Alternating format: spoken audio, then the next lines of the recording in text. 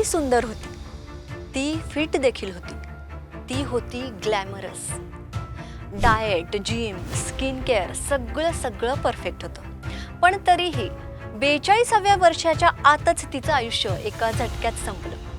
शेफाली जरीवाला काटा लगा गल ही 40 वर्षांची होती. अनेक वर्ष फिटनेस, स्किन केअर आणि अँटी एजिंग ट्रीटमेंट्स घेत होत्या. रिपोर्टनुसार कार्डियाक अरेस्टमुळे मृत्यू आणि दारू किंवा ड्रग्सबाबत अजून तपशील स्पष्ट नाहीये. पण लोकांमध्ये संभ्रम नक्की आहे. सुंदर दिसण्यासाठी घेतले जाणारे उपाय काय आहेत बघूया. Anti ageing injections, vitamin supplements, विशेषतः फॅट आणि सोल्युबल म्हणजेच ADEK यासारखे, hormone therapy, HGH, collagen boosters, skin tightening treatments म्हणजेच फिलर्स, बोटॉक्स असं काहीतरी, एक्स्ट्रीम डाएट्स आणि फॅट बर्नर्स.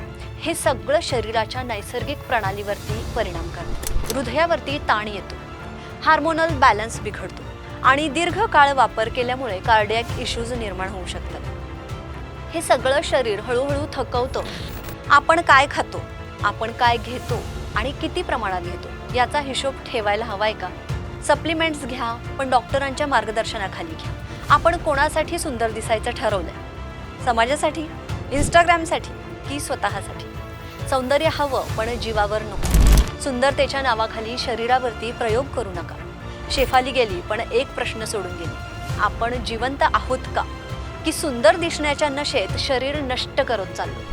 तुम्हाला असं वाटतं का की आज सेलिब्रिटी आणि सामान्य माणूस सौंदर्यासाठी जीवावर खेळतोय? तुमचं मत कमेंटमध्ये नक्की सांगा.